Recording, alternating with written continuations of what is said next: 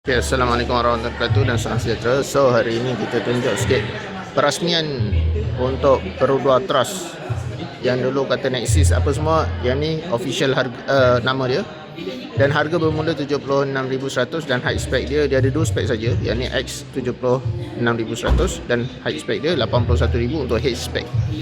Yang depan mata kita ni head spec dengan ada gear up body kit. So kita terangkan sikit untuk gear up body kit dia front lips, side skirt dengan bumper belakang, side bumper belakang serta ducktail belakang. Ini sahaja untuk varian luaran dan juga door bahagian tepi. Ni gear up punya body kit. Dalam cover seat pun gear up, kalau tak dia pakai fabric saja. Gear up dalam net. And then apa lagi, tu saja, tak banyak sangat. Sport rim 17 inci sama macam Arus. Tayar profil tayar pun 215 60 R17, so samalah macam Arus.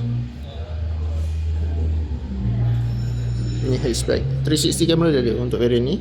Lepas tu power boot dah ada, blind spot monitoring dah ada. Tapi sayang model ni dia tak ada ASA System 3.0.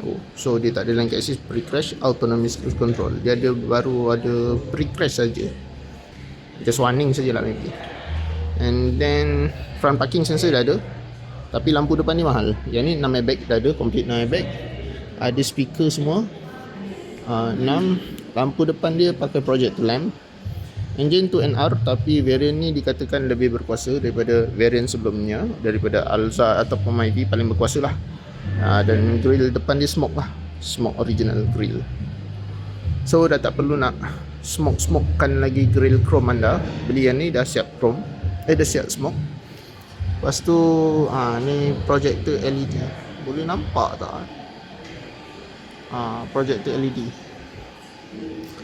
So bahagian dalaman dia sama saja, tak banyak sangat perubahan.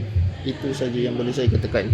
So berminat boleh WhatsApp saya di 0177145604.